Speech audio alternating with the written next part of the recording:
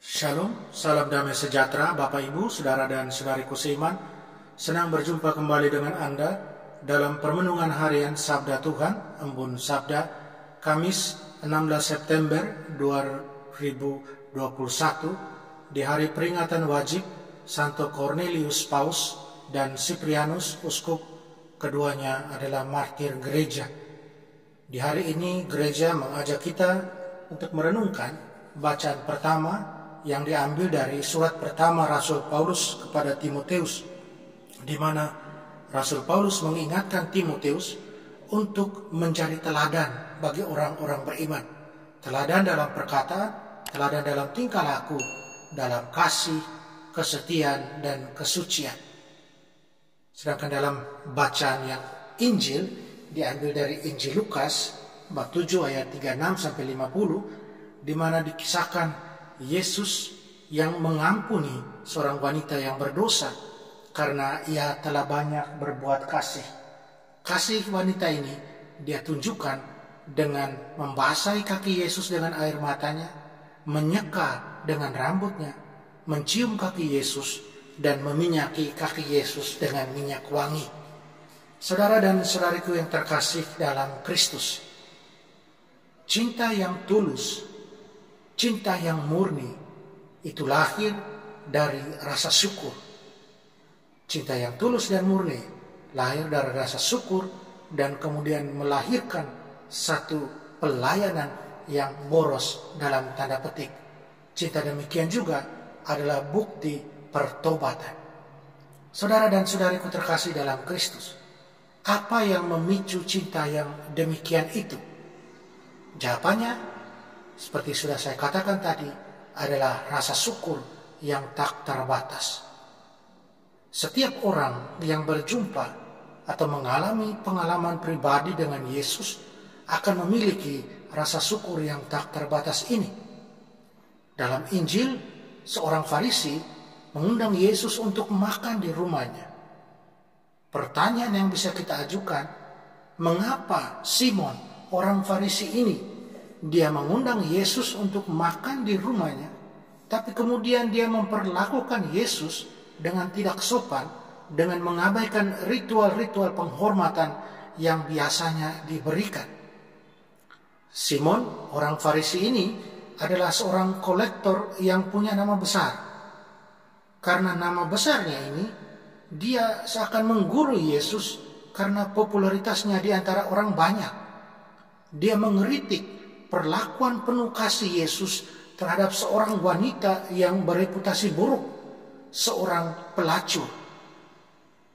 Kita tahu mengapa dia berbuat demikian. Orang-orang Farisi, mereka menghindari pergaulan dengan orang-orang berdosa. Mereka menganggap diri mereka hebat, suci, dan tidak layak disamakan dengan orang-orang seperti si wanita tersebut. Saudara dan saudariku terkasih dalam Kristus, mengapa seorang wanita dengan reputasi buruk, dia mendekati Yesus, mengurapinya dengan air mata dan minyak wangi yang mahal, walaupun dia tahu akan resikonya, yaitu dicemooh dan dilecehkan orang lain? Tindakan wanita ini, hemat saya, dimotivasi oleh satu hal saja. Apa itu? Cintanya kepada Yesus. Dia sangat mencintai Tuhan karena rasa syukur atas kebaikan dan pengampunan yang dia terima dari Yesus. Dia melakukan sesuatu yang tidak akan pernah dilakukan oleh wanita Yahudi di depan umum. Dia menguraikan rambutnya, mengurapi Yesus dengan air matanya, menyeka dengan rambutnya, dan meminyaki kaki Yesus. Dalam tradisi Yahudi sudah menjadi kebiasaan bahwa seorang wanita pada hari pernikahannya dia akan ikat rambutnya. Dan bagi seorang wanita yang kemudian menguraikan rambutnya di depan umum adalah tanda ketidaksopanan yang serius. Wanita ini sungguh menyadari sekelilingnya, menyadari orang-orang yang ada sekelilingnya, situasinya, hukum yang berlaku. Tapi dia tidak peduli karena fokusnya adalah pada Yesus. Yesus menjadi cinta dan perhatiannya yang tulus. Saudara dan saudariku yang terkasih dalam Kristus, si wanita berdosa ini juga melakukan sesuatu yang hanya bisa dilakukan oleh cinta. Dan dia tunjukkan itu dengan menghabiskan segala sesuatu untuk Yesus. Cintanya boros, tak terhitung, luar biasa. Dalam semangat kerendahan hati dan pertobatan yang sepenuh hati, dia dengan boros, dalam tanda petik, melayani orang yang menunjukkan belas kasih dan kebaikan Tuhan kepadanya. Dan Yesus, kita tahu, dengan gayanya yang khas, tidak pernah kehilangan kesempatan untuk mengambil pelajaran dari perbuatan seperti ini, seperti yang ditunjukkan oleh si wanita itu. Saudara dan saudariku terkasih dalam Kristus, Yesus kemudian menempatkan perumpamaan tentang dua debitur di hadapan seorang terpelajar, depan si pemungut, si orang Farisi tersebut, Simon, yang kita tahu mereka sangat memahami kitab suci dan mereka sangat ketat mengikuti hukum Taurat. Perumpamaan ini bisa juga kita jumpai dalam perumpamaan tentang pejabat yang tidak mau mengampuni dalam Injil Matius bab 18 ayat 23 sampai 35, di mana orang yang banyak diampuni menunjukkan dirinya tidak mempunyai belas kasihan dan tidak mau mengampuni. Yesus menjelaskan bahwa cinta yang besar muncul dari hati yang diampuni dan dibersihkan. Dalam surat pertama Rasul Petrus bab 4 ayat 8, Rasul Petrus mengingatkan, memberitahu bahwa kasih menutup banyak sekali dosa. Kasihlah yang memotivasi Bapa di surga untuk mengutus putra tunggalnya untuk mempersembahkan nyawanya di kayu salib sebagai kurban pendamaian bagi dosa-dosa kita.